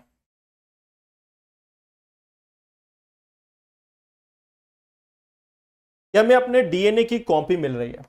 अब मान लो एक एग्जांपल के तौर पे लेते हैं, यहाँ पे 1 2 3 4 फोर्थ नंबर पे जो हमारा जीन का कॉपी था वो एक जीन था, स्पेशल एक जीन था, मान लो यहाँ पे चौथे नंबर पे था। अब इसमें हम जाते हैं 1 2 3 4 5 6 7 8। मान लो ये जो जीन है वो चौथे नंबर से कहां आ गया, आठवें नंबर पे आ गया। ये पहले चौथे नंबर पे था, यानी कि यहां पे होना चाहिए था, ये चौथे नंबर से जंप होकर ये आठवें नंबर तक पहुंच गया। एक पॉसिबिलिटी ये हो सकती है, पहला पॉसिबिलिटी है कि चौथे से आठवें पर जंप कर गया, इसको हम बोलते हैं कट एंड पेस्ट, यहां से जंप करके चला गया। या फिर दूसरी पॉसिबिलिटी क्या हो सकती है, कि चौथे पर भी मौजूद है और आठवें पर भी मौजूद है, यानी 4 + 8 दोनों पे है, यानी कि यहां पे हो गया कॉपी एंड पेस्ट।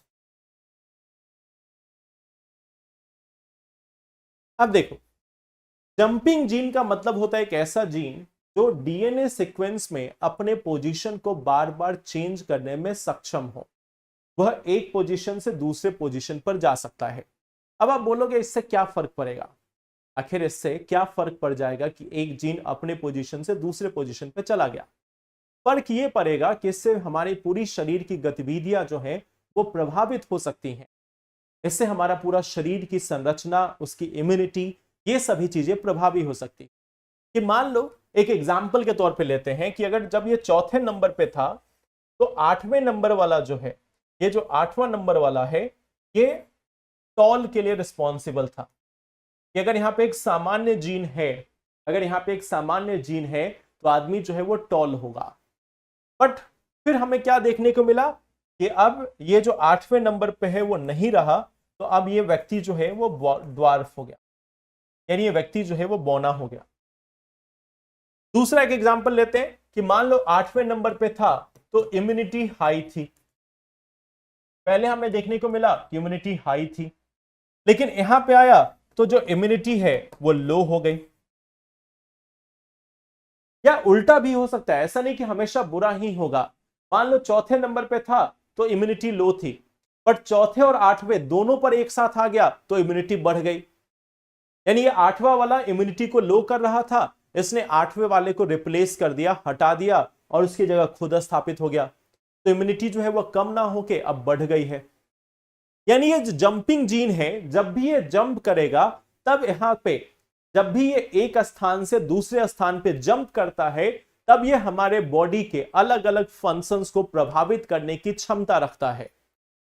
तब ये हमारे शरीर में, जो हमारे शरीर की जो संरचनाएं हैं, जो हमारी इम्यूनिटी है, जो हमारे अलग अलग जीन का एक्सप्रेशन है, उसको ये प्रभावित कर सकता है, उसको ये चेंज कर सकता है। तो जंपिंग जीन का मतलब एक ऐसा जीन जो अपने डीएनए के सीक्वेंस में अपने पोजीशन को निरंतर रूप से बदलाव करता है, एक जनरेशन से अगले जनरेशन में चेंज करता रहता है, इसी को हम बोलते हैं जंपिंग जीन। ये जो जीन है वो जंप कर रहा है, ये जो जीन है वो जंप कर रहा है, एक जनरेशन से दूसरे जनरेशन में जंप कर रहा है। तो इसका पॉजिटिव इंपैक्ट भी है, नेगेटिव इंपैक्ट भी है। ये हमारे शरीर के लिए पॉजिटिव भी हो सकता है, नेगेटिव भी हो सकता है, दोनों ही चीजें यहां पे पॉसिबल है, दोनों ही पार्ट यहां पे संभव है। अब मान लो, अब ये जो जीन है, ये जो जंपिंग जीन है, हमारे शरीर में ऐसे कितने % जीन होंगे जो जंपिंग जीन होंगे?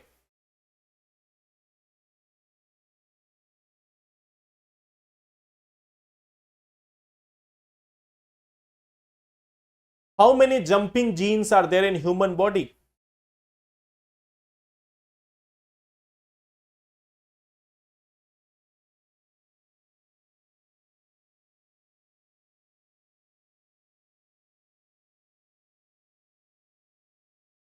एक से 4%। देखो,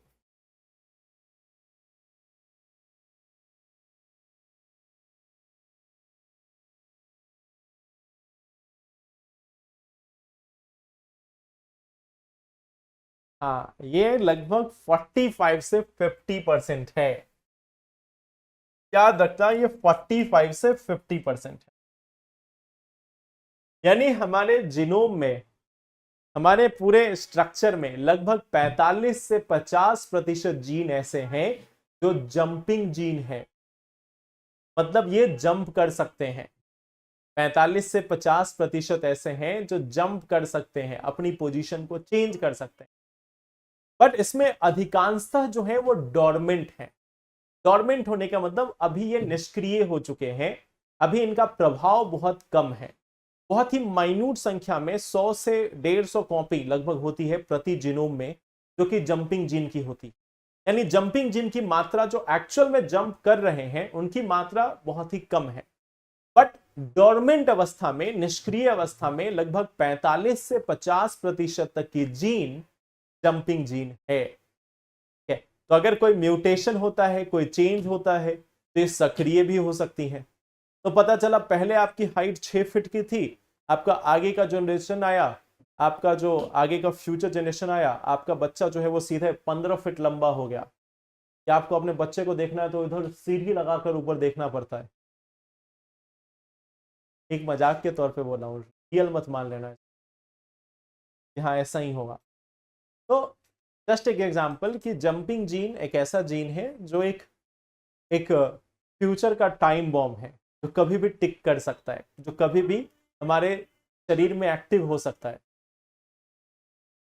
तो ये एक पार्ट है जो हमें जंपिंग जीन में देखने को मिलता है कि 45 से 50% है, ज्यादातर निष्क्रिय है। इसमें से जो ज्यादातर हैं वो निष्क्रिय हैं, ज्यादातर इसमें निष्क्रिय हैं, इनएक्टिव है, ज्यादातर इसमें इनएक्टिव है।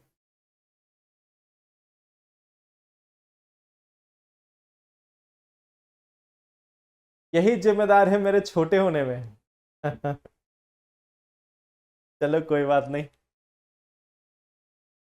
तो एक टर्म और हमें यहां पर देखना था। अब हमने ये प्रोसेस तो देखा कि ट्रांसक्रिप्शन क्या है। अगर डीएनए से डीएनए बन रहा है तो उसको रेप्लिकेशन कहते हैं, डीएनए से आरएनए बन रहा है तो ट्रांसक्रिप्शन कहते हैं, आरएनए से प्रोटीन बन रहा है तो उसको ट्रांसलेशन कहते हैं। ये सभी पार्ट तो हम लोगों ने यहां पर देखा है। अब आते हैं इसके आगे, माइक्रो आरएनए भी हम लोग देख चुके हैं, माइक्रो आरएनए क्या है क्या नहीं है इसको भी देख चुके हैं। अब एक और फाइनल चीज पे आ जाते हैं कि जीनोम क्या होता है, जीनोम क्या होता है, और फिर हम लोग बायोटेक्नोलॉजी को स्टार्ट करेंगे।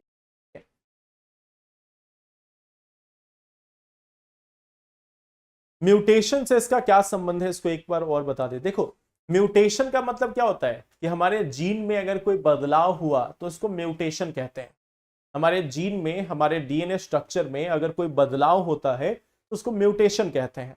तो जंपिंग जीन जब भी अपना पोजीशन को चेंज करेंगे, जब भी अपने पोजीशन को, अपनी स्थिति को बदलते हैं, तो क्या वो म्यूटेशन कहलाएगी या नहीं?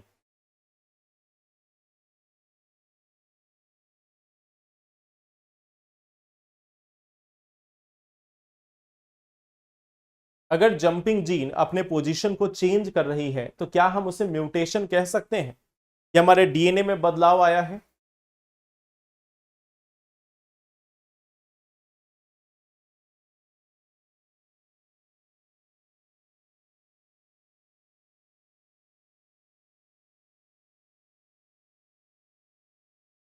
म्यूटेशन हो सकता है, ठीक है। तो सिंपल सा ये है कि जब भी हम जंपिंग जीन की बात करते हैं, जंपिंग जीन वो होता है जो एक पोजीशन से दूसरे पोजीशन पे चेंज होता है। और जब भी डीएनए में कोई चेंज होता है, कोई भी बदलाव होता है, तो उसको हम म्यूटेशन कहते हैं। म्यूटेशन पॉजिटिव भी हो सकता है, म्यूटेशन निगेटिव भी हो सकता है। म्यूटेशन हमारे शरीर के लिए पॉजिटिव भी है, म्यूटेशन हमारे शरीर के लिए नेगेटिव भी है। तो दोनों ही इसके प्रभाव हमें देखने को मिलते हैं।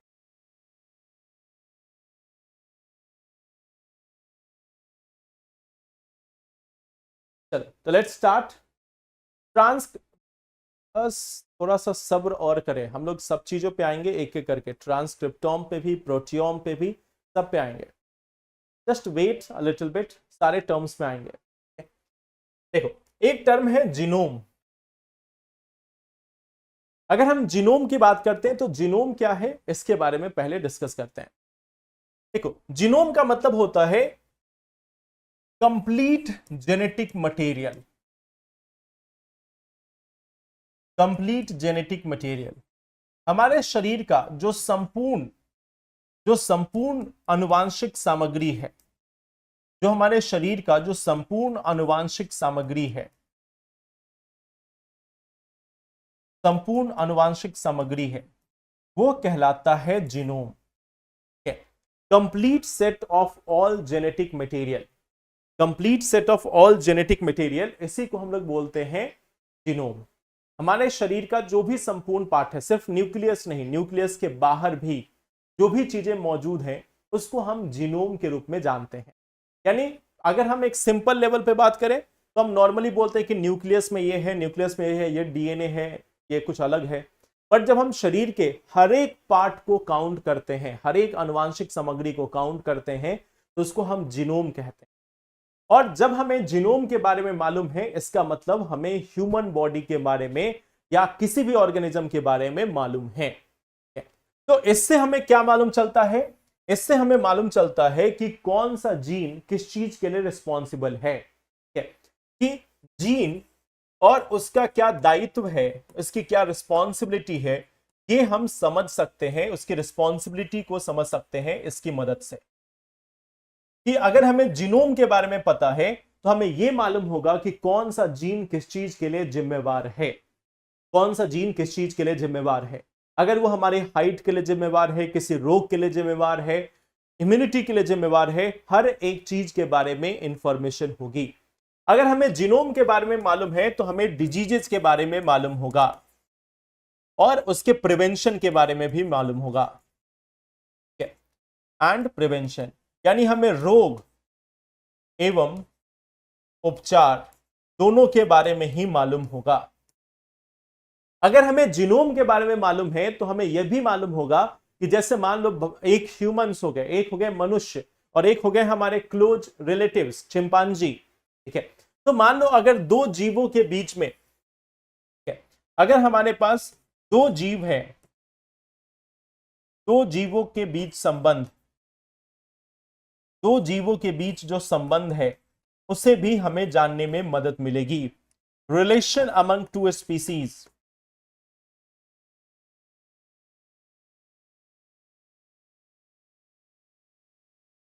जैसे एग्जाम्पल के तौर पे देखते हैं कि मान लो हमारा एक जीनोम है जो आम पॉपुलेशन का है और एक ट्राइबल पॉपुलेशन का है। तो आम पॉपुलेशन और ट्राइबल पॉपुलेशन, इन दोनों के जीनोम में क्या अंतर है यह भी हमें समझने को मिलेगा कि जो आम पॉपुलेशन है और ट्राइबल पॉपुलेशन है उसके जीनोम में क्या अंतर है, उसकी जो जीनोम है उसमें क्या अंतर है। इन सभी को भी समझने में एक बेहतर इनसाइट जो है, बेहतर विश्लेषण करने में हमें सक्षम बनाता है। जैसे कि एग्जाम्पल के तौर पे कि भारत में आपने देखा होगा सिकल सेल रोग के मामले सर्वाधिक तौर पर किस जनसंख्या में देखे जाते हैं?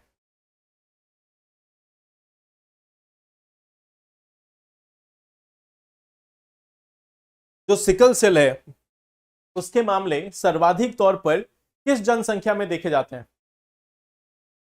टमाटर का आलू से संबंध? नहीं, कुछ लोग बोलते हैं टमाटर नहीं।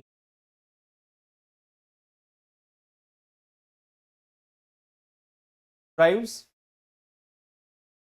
हाँ, जो जनजाति हैं, जो जनजातीय समूह हैं उसमें हमें सिकल सेल के मामले अधिक देखने को मिलते हैं। तो हमें यह मालूम करना हो कि आखिर क्यों, उनमें कौन सा जीन है जो इसके लिए जिम्मेवार है, कहां पे इसमें चैलेंजेस आ रही हैं, तो फिर उसको हम समझ सकते हैं यहां से। तो ये भी एक पार्ट है कि ये संपूर्ण आनुवांशिक सामग्री को हमें इसकी जानकारी देता है। अब इसको लेकर एक प्रोजेक्ट स्टार्ट हुआ था जिसका नाम था human genome project. Human genome project. अब ये जो ह्यूमन जीनोम प्रोजेक्ट है ये ग्लोबल लेवल पे हुआ था, वैश्विक स्तर पर।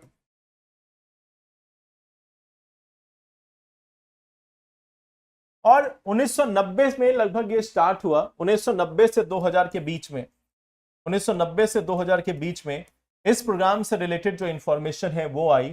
पहली बार ह्यूमन जीनोम को स्टडी किया गया था इस ह्यूमन जीनोम प्रोजेक्ट के माध्यम से। ह्यूमन जीनोम के माध्यम से, ह्यूमन जीनोम प्रोजेक्ट के माध्यम से पहली बार ह्यूमन जीनोम्स के बारे में मालूम चला था। एक वैश्विक प्रोजेक्ट था। एक हमारा इंडियन जीनोम प्रोजेक्ट भी था, एक हमारा इंडियन जीनोम प्रोजेक्ट भी था,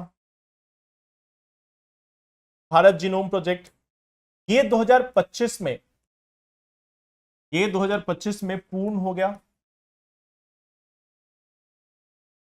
2025 में पूर्ण हुआ। इसमें 10,000 भारतीय नागरिकों का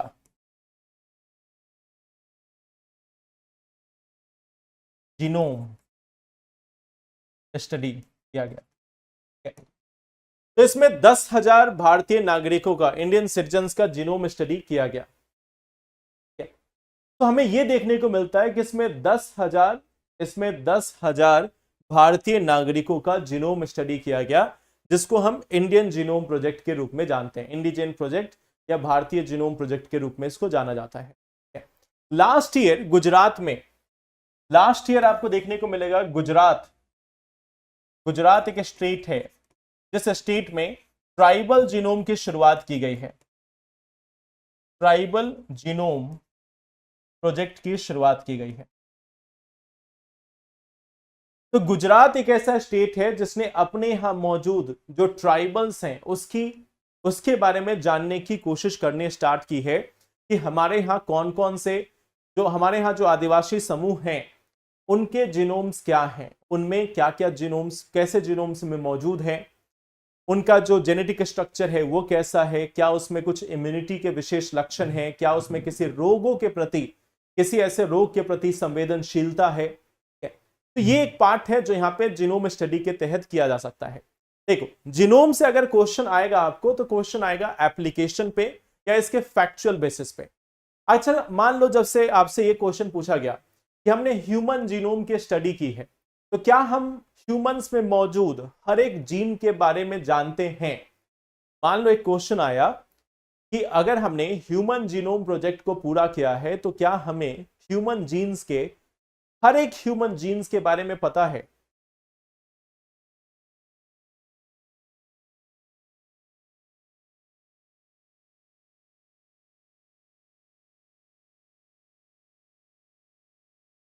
Are we able to identify the responsibility of each genes through the Human Genome Project?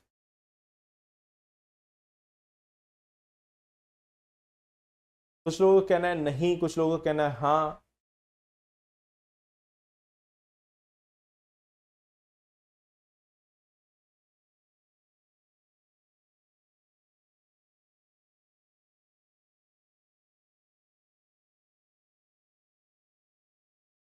देखो, ह्यूमन जीनोम प्रोजेक्ट जब हुआ तब हमने उसका सीक्वेंस मालूम किया। इस चीज को याद रखना, जब हमने ह्यूमन जीनोम प्रोजेक्ट को पूरा किया तब हमें बस उसका सीक्वेंस मालूम चला कि इसका सीक्वेंस क्या है, इसका सीक्वेंस क्या है। बट अगर ये पूछा जाए कि उनका काम क्या है, तो अभी भी लगभग 80% से अधिक जीन्स ऐसे हैं जिसका काम हमें नहीं मालूम। हम ह्यूमंस की ही बात कर रहे हैं। ह्यूमंस के जीन्स में भी जो अलग अलग प्रोजेक्ट हुए हैं उसमें सिर्फ यह जाना गया है अभी तक कि ह्यूमन के जीन्स का सीक्वेंस क्या है। यह नहीं जाना गया है कि हर एक जीन का एक्सप्रेशन क्या है, हर एक जीन का रोल क्या है। इस चीज को याद रखना कि हम अभी बस इसका एक बेसिक जानते हैं, 20% से भी कम। तो अगर इस टाइप का क्वेश्चन आए तो पहले सचेत हो जाना। देखो, कुल मिलाकर बात यह है कि हमें ह्यूमन बॉडी के बारे में और यूनिवर्स के बारे में उतना ही पता है जो कि उसका बेसिक लेवल है। जैसे कई बार आपको लगता है ना कि क्लास 10th हमने पास कर लिया, अब हमसे ज्ञानी कोई है थोड़े ना, और 12th पास कर लिया तब तो आप अपने आप को कई बार डिक्लेयर कर देते हो कि हो सकता है कि अगला आइंस्टाइन मैं ही हूं। मुझे मैथ्स में 98 नंबर आ गया, कहीं ऐसा तो नहीं कि मैं ही अगला आर्यभट्ट हूं। ऐसा कई बार थॉट्स आता है। तो जैसे 12th जब आप पास करते हो तो आपको एजुकेशन का या किसी सब्जेक्ट का बस एक बेसिक नॉलेज होता है, वैसे ही ह्यूमन जीनोम प्रोजेक्ट का और यूनिवर्स का जो नॉलेज है साइंटिस्ट के पास, वो एक बेसिक नॉलेज है कि 10 से 20% जानते हैं। हम इसका बस 10 से 20% जानते हैं। तो बस ये एक चीज याद रखना कि जब भी आपको इस तरीके के एक्सट्रीम स्टेटमेंट मिल जाए एग्जाम में, तो बहुत ध्यान से देखना कि नहीं, हम ह्यूमन जीनोम्स के बारे में बहुत कम जानते हैं, हम प्रोटीन्स के बारे में नहीं जानते, जीनोम तो आप रहने दो। अगर आपसे कोई ये पूछे कि क्या ह्यूमन बॉडी में जितने प्रोटीन्स होते हैं उसके बारे में हमें मालूम है, आंसर है नहीं। डीएनए में जितने जीन्स है सबका फंक्शन मालूम है, आंसर है नहीं।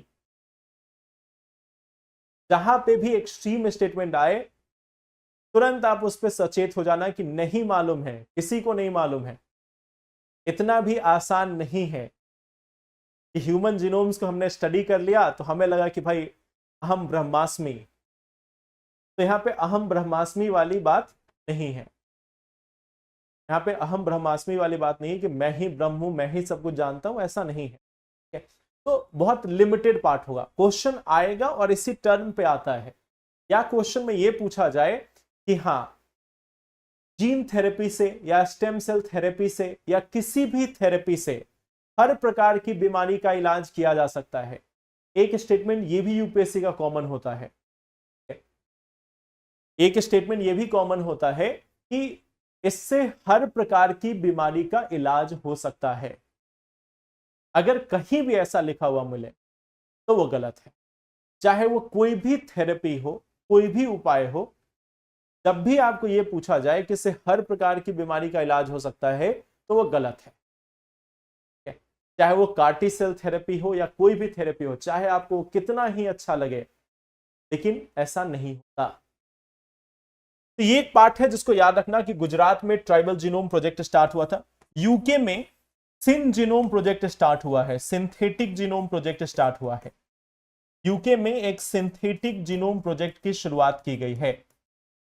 यानी यहां पे जीनोम को बनाया जाएगा, जीनोम को राइट किया जाएगा, यानी नया ह्यूमन जीनोम बनाया जाएगा।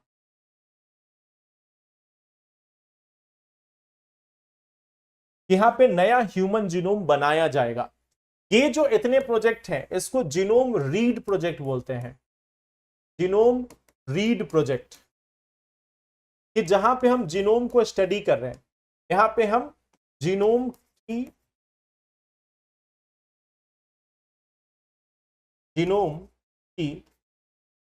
स्टडी की जाती है,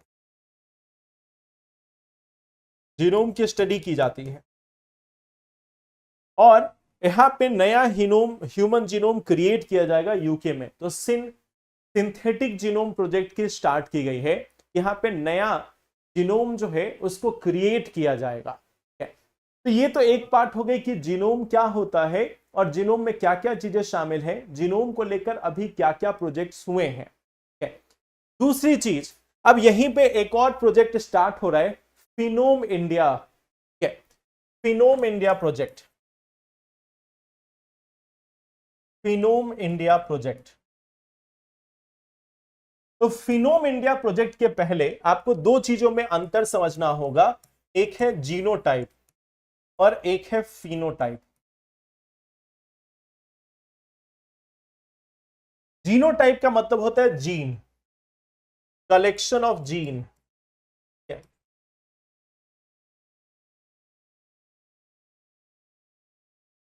जब भी हम जीनोटाइप की बात करते हैं तो यहां पे बेसिकली हम जीन के बात करते हैं कि किसी भी ऑर्गेनिज्म के जीनोटाइप की जब बात होती है तो यहां पे ये बात होती है कि उस ऑर्गेनिज्म में क्या क्या जीन हैं। जबकि जब हम फिनोटाइप की बात करते हैं तो यहां पे बात करते हैं express gene plus unexpressed gene.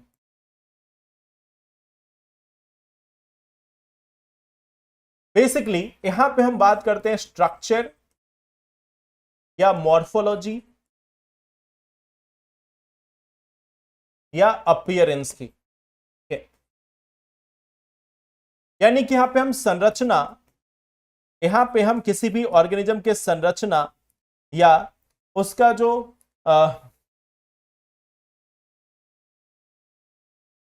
संरचना या बनावट, ठीक है, या वह व्यक्ति कैसा दिखता है, इसकी बात करते हैं। तो जब भी हम जीनोटाइप और फिनोटाइप की बात करते हैं तो इसके बीच में भी आपको यहां पे अंतर समझना चाहिए, ठीक है। देखो, जब जीनोटाइप की बात करेंगे तो क्या होगा, ये जेनेटिक मेकअप है, किसी भी जीव का जो आनुवांशिक संरचना है उसको हम जीनोटाइप बोलते हैं। वहीं पे फिनोटाइप की बात करें तो किसी भी ऑर्गेनिज्म का मॉर्फोलॉजी, प्रॉपर्टी या बिहेवियर, यानी किसी भी जीव की जो आकृति है, गुण है और उसका व्यवहार है, वो उसका फिनोटाइप हुआ। जैसे मान लो एक ही घर में दो बच्चे हैं, एक ही घर में दो बच्चे हैं। अब आपको मालूम तो ये चल चुका है ना कि उनके 99.99 या 99.9% जीन सेम है, उनका 99.9% जीन सेम है, लेकिन फिर भी दोनों में आपको अंतर दिख सकता है। दोनों में आपको काफी अंतर दिख सकता है कि एक काफी शांत स्वभाव का है और एक जो है वो हर समय लड़ाई करने के लिए रेडी रहता है। ऐसे आप में भी हो सकता है कि आप भाई बहन हो, आपका जो भाई या आपकी जो बहन है वो बहुत शांत स्वभाव की है और आप तुरंत लड़ने के लिए हमेशा तैयार रहते हो। तो ये जो पार्ट है ये आपका फिनोटाइप है, ये आपका फिनोटाइप है, ये आपका एक बिहेवियर है, एक गुण है जो दर्शाता है। अब यहां पर एक बात है, इसको समझना कि जीनोटाइप हमेशा एक जनरेशन से दूसरे जनरेशन में, एक जनरेशन से दूसरे जनरेशन में ट्रांसफर होता है। जो जीनोटाइप है वो एक जनरेशन से दूसरे जनरेशन में ट्रांसफर होता है, जबकि फिनोटाइप एक जनरेशन से दूसरे जनरेशन में ट्रांसफर हो, इसकी कोई आवश्यकता नहीं। जैसे हो सकता है कि आपके माँ बाप जो है वो काफी शांत स्वभाव के हो, लेकिन आप बचपन से उग्र स्वभाव के हैं, या आपके माँ बाप में से कोई भी एक उग्र स्वभाव के हो, या बहुत ज्यादा उत्तेजित हो जाते हो, बहुत ज्यादा गुस्से वाले हो, और वहीं पे आप शांत स्वभाव के हो, ठीक है। तो ये जो पार्ट है ये हम अपनी सोसाइटी से लर्न करते हैं, अपने परिवेश से सीखते हैं, ना कि जीन के माध्यम से। जैसे कई लोग बोलते हैं ना कि गुस्सा तो हमारे जीन्स में है, गुस्सा तो हमारे खून में है। देखो, खून में प्लाज्मा, आरबीसी, डब्ल्यूबीसी, प्लेटलेट इत्यादि होते हैं, उसमें गुस्से का कोई कंपोनेंट नहीं होता। जीन आपको मालूम है, जीन का गुस्से से कोई भी लेना देना नहीं है, ठीक है। तो ना तो वो आपके जीन में हो सकता है, ना ही वो आपके खून में हो सकता है।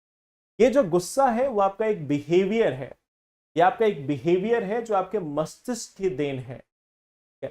तो ना तो ये खून में हो सकता है, ना ही ये जीन में हो सकता है। तो देखो, ये अगर हम किसी भी ऑब्जेक्ट के, किसी भी जीव के अगर हम जीनोटाइप की बात करते हैं तो जीनोटाइप हमें कैसे मिलेगा, अगर हम उसके डीएनए को देखते हैं तब हमें जीनोटाइप के बारे में मालूम चलेगा। और फिनोटाइप के बारे में बात करें तो आउटवर्ड कैरेक्टरिस्टिक जो है, उस व्यक्ति का जो बाहरी गुण है वह देखकर मालूम चलता है, ठीक है। यह पूरी तरीके से जीन पर डिपेंड है, जीनोटाइप, जबकि जो फिनोटाइप है वो जीन पर और पर्यावरणीय कारकों पर निर्भर करता है। पर्यावरणीय कारक का मतलब यहां पे होता है कि हर वह चीज जो आपके आसपास की है, आपके शिक्षा, आपका परिवार, आपका समाज, आप जो देखते हैं टीवी, फेसबुक, रील इत्यादि इत्यादि इत्यादि, तो ये सभी आपका एनवायरमेंटल फैक्टर्स हैं। यहाँ पे एनवायरमेंटल फैक्टर का मतलब सिर्फ हवा, पानी, जल, ये सब नहीं। एनवायरमेंटल फैक्टर्स का मतलब हर एक कारक जो आपके आसपास में मौजूद है, ये सभी आपके फिनोटाइप को डिसाइड करते हैं, ठीक है। अब देखो, ये इनहेरिट किया जाता है ऑफस्प्रिंग के द्वारा, जीनोटाइप, यानी आपके जो जीन्स हैं वो आने वाली जनरेशंस में जाएंगे ही जाएंगे, लेकिन जो फिनोटाइप है ये ऑफस्प्रिंग्स में नहीं जाता, ये विरासत में नहीं मिलती है, ये खुद का एक डेवलपमेंट है, ठीक है। अगर आप बात करें तो इसमें सारी हेरिडिटी इंफॉर्मेशन होती है जो एक्सप्रेस्ड है या सप्रेस्ड है, और यहां पे सिर्फ एक्सप्रेस्ड जीन्स ही होती है या सिर्फ व्यक्त जीन से होकर बनता है। हाँ, गुस्से की तो जगह ही नहीं बचती ब्लड में, ठीक है। कई लोग ये बहुत शानो शौकत से कहते हैं कि खून तो हमारे नहीं, गुस्सा तो हमारे खून में है। खून में सिर्फ प्लाज्मा और ऑक्सीजन के लिए जगह नहीं बच रही है, गुस्से को आप कहां रखोगे। तो खून जो है वो नहीं, सॉरी, गुस्सा जो है वो खून में नहीं होता, वो आपका एक मस्तिष्क की एक सोच है कि आप गुस्से में हो या आप गुस्सा प्रकट करते हो। गुस्सा एक इमोशन है जिसको आप प्रकट करते हो। हाँ, फिल्मों में दिखता है ना उबलता हुआ खून, बिल्कुल।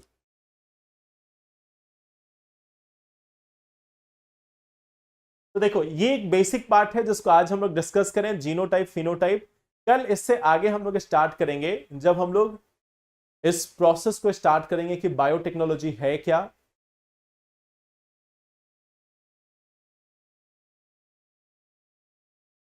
गुस्सा के लिए मंगल जिम्मेदार है, हाँ। राहु केतु किस चीज के लिए जिम्मेदार है? देखो एक, चलो अभी नहीं बोलूंगा, बाद में बताऊंगा, छोड़ो। अभी तो आप पढ़ाई करो। तो थैंक यू सो मच। फिर मिलते हैं अगले सेशन में और बाकी टॉपिक्स पे चर्चा करेंगे। Thank you, take care and all the best.